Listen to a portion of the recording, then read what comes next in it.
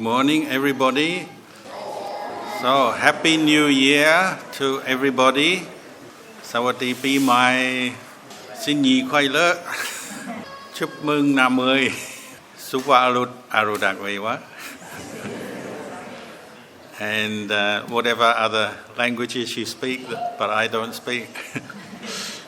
The idea is you come to the temple first day of the year to set your mind straight. The Buddha encouraged us to do this. Come to the temple to make offerings, listen to the Dhamma, and make our faith in Buddha, Dhamma, Sangha strong, so that it will last all year. That's 365 days, so it's a long time. So you really want to make your faith strong, because that's where you get your energy to do good in your life. To learn the Dhamma, practice the Dhamma. We all want to do more good. We all want to improve our lives. We all want to be happy. But the Buddha pointed out that that has to come from our own actions. We can pray and ask for the gods to help us, ask for this person or that person to help us, but it's not enough. We also have to look at what we do every day. We have to look at what we do, what we say, and even what we think. And this is the law of karma. If we get it right inside in our head, get the thoughts right, the understanding correct, then everything we do starts to come from there in a good way. And the good karma we make will follow us around. The Buddha said, like our shadow. You go out in the sun, your shadow follows you everywhere, and no one can stop that. He said, that's like the fruits of your good karma. It will follow you everywhere, bring you happiness. And what are examples of good karma? Well, you're coming here today, cooking food, bringing gifts. That's already a good action, good karma that you've done. When you're kind to other people, when you forgive other people. So New Year is a good time to forgive anyone you're still holding a grudge against or angry with. When you practice compassion, maybe there's someone in the world that you know that's in difficulty. Maybe they're sick or elderly or have money problems or some kind of trouble. Practice compassion. That's good karma. Practice mindfulness. Bring your mind to the present moment so you're not getting lost in all your stressful thoughts about the past and worries about the future. These are all examples of making good karma, and they all begin in the mind. That's why when we practice Buddhism, monks keep saying, be mindful, meditate, listen to the Dhamma, because then it sets your mind straight and then everything else goes in the right direction.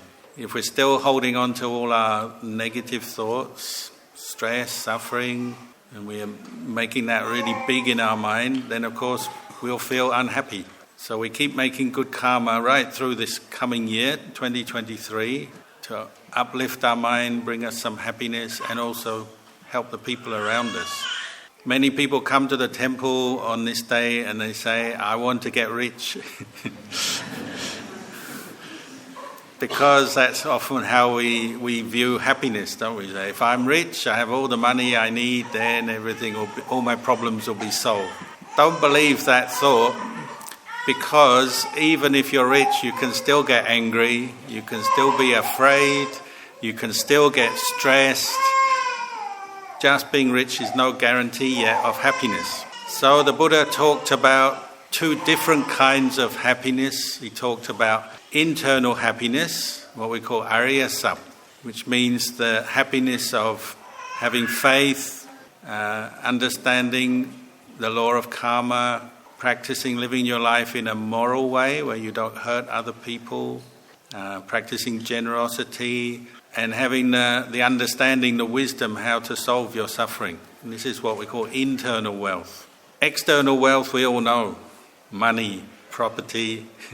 We all want more of that, and of course we wish you that.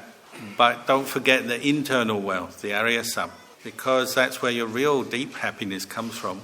And these two kinds of happiness are different. One is just in this life and then it finishes there. When you die, your external wealth doesn't go with you. Even if your friends stuff a Mercedes-Benz into your coffin, that Mercedes-Benz doesn't go with you into your next life. Or if they pile banknotes around your dead body in the coffin and send it off, you won't get those banknotes next life. They'll all disappear, or probably someone will pinch them before that anyway. It's your internal wealth that will go with you to your next life. The kindness, the generosity, the mindfulness, the wisdom, all these qualities are the ones that stay with you life after life. That's why inner wealth is better, but it's hard. It's hard to develop, and that's why people like myself keep reminding you to do it, because we need to be reminded, we need to keep going, even when life is sometimes a little bit difficult. Work, family, relationships, all the things we have to face. It's difficult.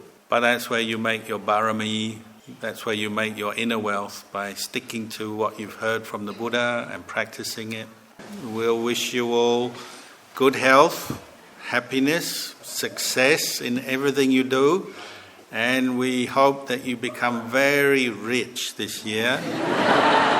But not just rich on the outside, we hope you become rich on the inside with lots of loving kindness, generosity, mindfulness, wisdom, and lots of patience to deal with all your problems. ขอให้ทุกคนได้มีความสุขความสำเร็จปีนี้ทุกคนอยู่ด้วยความแคล้วคลาดปลอดภัยพ้นจากโรคทั้งหลายพ้นจากปัญหาอุปสรรคทั้งหลายและขอให้ได้มีอริยทรัพย์เยอะๆรวยภายนอกรวยภายในนะ